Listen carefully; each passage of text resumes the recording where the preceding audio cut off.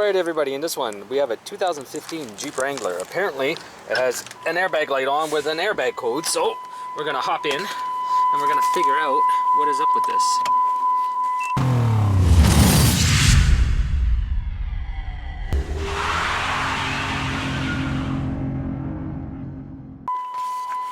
For this one we're going to be using the X tool.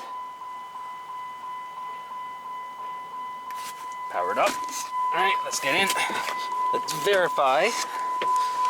Customer's concern, 175,000 kilometers on the odometer. If I'm not mistaken, they said it has a code for a driver squib circuit, so more than likely we're going to deal with a clock spring or the driver airbag. But let's get in here and see what is going on. No history whatsoever on this car. This car is a used vehicle and they want to sell it, so they have to get the airbag fixed. Let's get in here.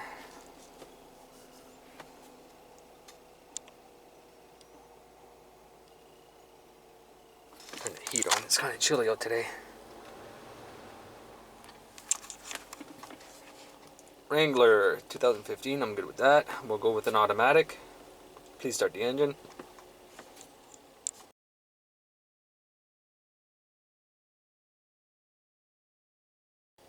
Alright, we'll go to report real quick. Driver airbag squib 1 circuit open, active. Alright, so more than likely we are going to be dealing with a clock spring. But let's go and exit this real quick. I don't know, let's save that first. Kilometers. And our kilometers are 175,234. 175,234. Press OK. We'll exit that. We'll go into ORC. We'll go to diagnose. Let's go check some live data. Let's see, do they give us our resistance? They do not. Alright, so they don't give us very much to go off of. Alright, so our driver squib 1 and 2. So I'm going to have to take this airbag out and unplug to see which one is which. I've never taken one of these ones out before. Oh, it's only two 10mm bolts on the sides, so that's going to be pretty easy. So let me go grab a 10mm real quick. I'll take out this airbag and we'll start our diagnosing from there, because I got to see which side is actually the squib circuit. Alright, so I'm going to get a lot of hate for this, but there's really no other way to know which squib circuit it's which except for going to looking at a wiring diagram, and I just don't feel like pulling up one right now. So this is just the way that I do it. Please follow manufacturers' recommendations. Follow all the safety protocols that the manufacturers put out there for you. Do not follow what I do. I do this because it's a chance that I'm willing to take, but I don't want anybody else getting hurt. So follow what the manufacturer tells you to do. Alright? So the first thing we're going to do is I'm just going to unplug one, and I want to see which one codes now. Okay? Turn the key back on. We'll go back.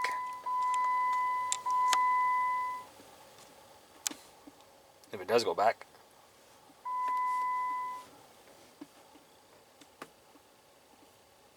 That's not good. Why is it exiting the system? Let's turn this off before I kill the battery. Don't have the car started.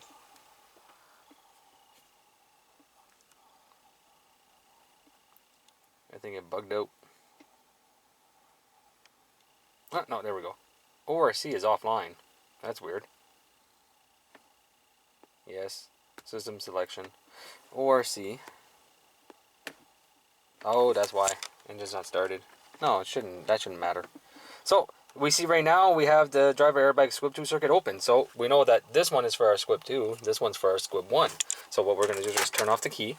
We're going to plug this guy back in, because he's not the one we have to worry about. And I'm going to go grab a quick tool, and we're going to see if it's the airbag or if it's the clock spring at this point. Alright, so just let me go grab that tool. Alright, so what I'm going to do at this point is take and unplug the squib 1 circuit. I have a little 2 ohm resistor right here, and I'm just going to make sure that the pins are the same size, which they are, so I'm good with that. Alright, now we're just going to take and install that like that. We're going to turn the key on, and we are going to see if it's the airbag or if it's something else. It says please start the engine. I'm not worried about that. So airbag squib 1 is still active, okay, but squib 2 is now saved. So what I'm going to do, just to prove that this little guy does work, well, he's supposed to work unless the resistance values are completely different, so I'm just going to unplug that one. I'm going to plug this into here. All right.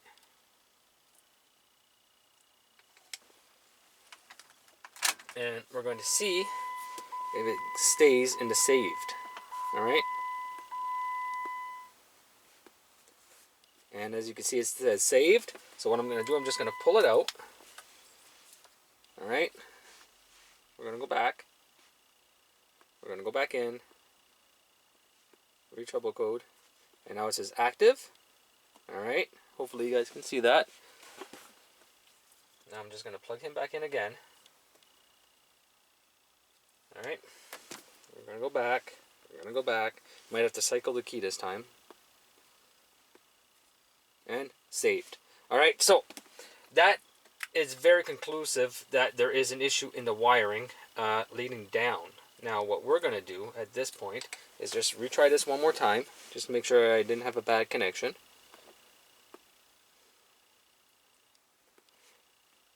And it says active. Alright, so now what we're going to do, we know that our airbag is not the issue. We are going to go down a little bit lower onto where the clock spring connector is, and we're going to take and do our testing from there. Because regardless on if it's the wiring in the clock spring, it doesn't change anything because it comes out as an assembly, alright?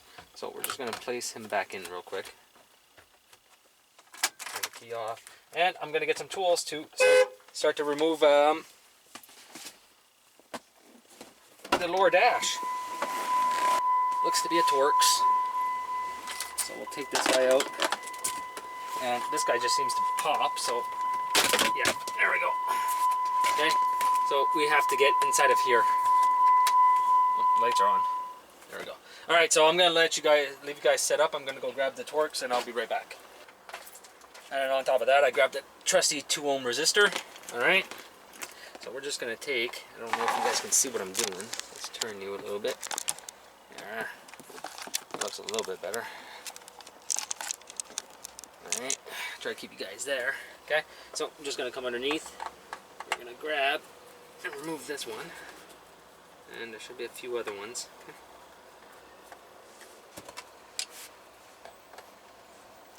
This is pretty much a live diagnosis right now, okay?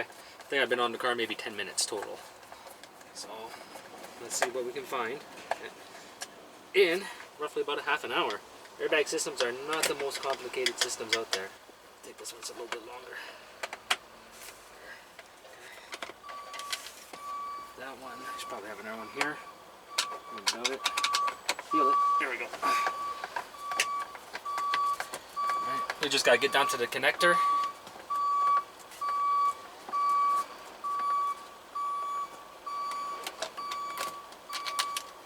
Alright, so that is done.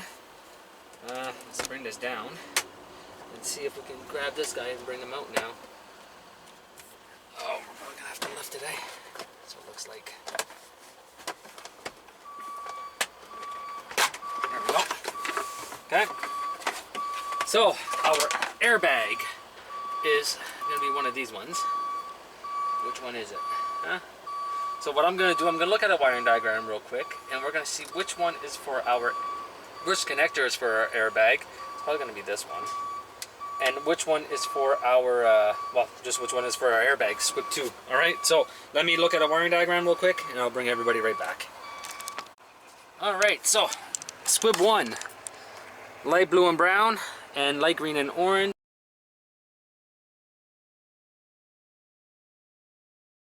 As per what the wiring diagram says. Alright, so what we're going to do is just take and connect to those with our trusty test light and go from there. I think I've already showed this a couple of times on Dodge vehicles, but I don't know what.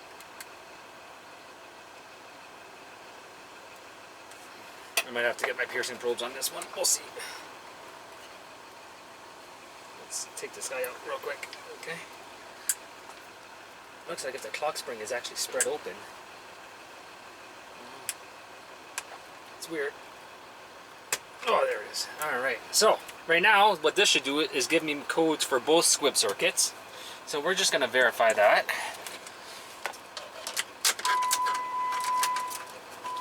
Okay, both of them are plugged up at the steering wheel. So we're just going to back out.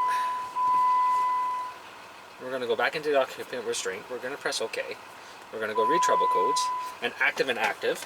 So we're just going to take our test light, because all it's doing is looking for a resistance anyway. Alright. These pins are smaller than what the pins are inside of here, so I'm not damaging anything. Okay? We don't want them to cross just in case. Now what we're going to do, we're going to back out. We're going to read, and now driver squib 1 is saved. So, confirmed, needs a clock spring. Alright, that's it, that's all. Wish it was harder than that, but airbag systems are not the hardest thing in the world to diagnose. And I hope that by watching these videos you get a little bit of an idea on how to diagnose them. Like I said, you should always follow what the manufacturer says to do. Now, I do things my way and it works out for me, and I'm willing to take that chance based off my experience and success rate. Okay, I'm not saying to go ahead and do what I do. Always take and follow manufacturer recommendations, and just be safe when you're working on airbag systems, because if one explodes in your face, trust me, it is going to hurt. Alright? So with that being said, that's it on this one. I hope you guys enjoyed this little video, and as always, I will see you guys next time.